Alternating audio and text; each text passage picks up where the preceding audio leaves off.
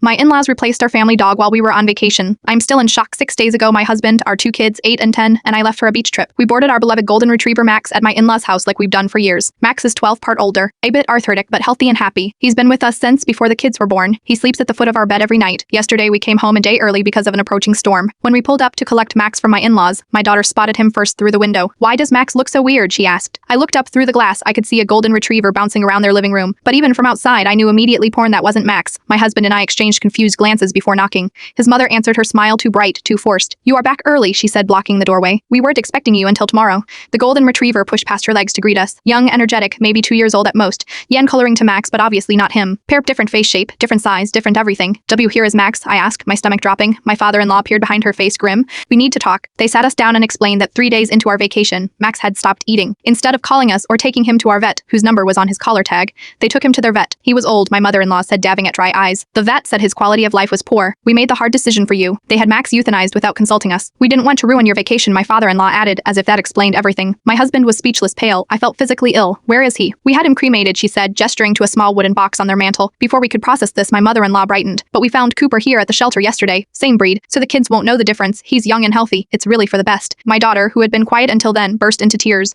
"That's not Max. I want Max." My son just stared at the box on the mantel, his lower lip trembling. My husband finally found his voice. "You had no right," he said, his voice shaking. "No right at all. We were thinking of the children," his mother insisted. "And frankly of you two. Max was becoming a burden. Remember how you complained about his vet bills last year?" I had to step outside before I said something unforgivable. My husband collected Max's ashes while I got the kids into the car. The ride home was silent, except for the kids' sniffling Cooper parent. The replacement dog parent was left behind. When we got home, my daughter ran to Max's bed and collapsed onto it, sobbing. My son went straight to his room and shut the door. The house felt empty without Max's clicking nails on the hardwood, his gentle snoring from his favorite spot under the dining table. My husband hasn't spoken to his parents since. They've called repeatedly, texting that we're being dramatic and should give Cooper a chance because they went to a lot of trouble to find a dog that looks just like Max. Yesterday, they showed up unannounced with Cooper on a leash, claiming they couldn't handle a young dog and that we needed to be reasonable. My husband closed the door in their faces. Last night, we held a small memorial for Max in the backyard. We buried his ashes under his favorite tree and let the kids decorate the spot with painted rocks and photos. My mother-in-law texted afterward. "When you are done being emotional, Cooper is still available. The shelter has a no-return policy." I blocked her number. Some boundaries can't be crossed. Some decisions aren't yours to make, and some relationships might never recover from well-intentioned cruelty.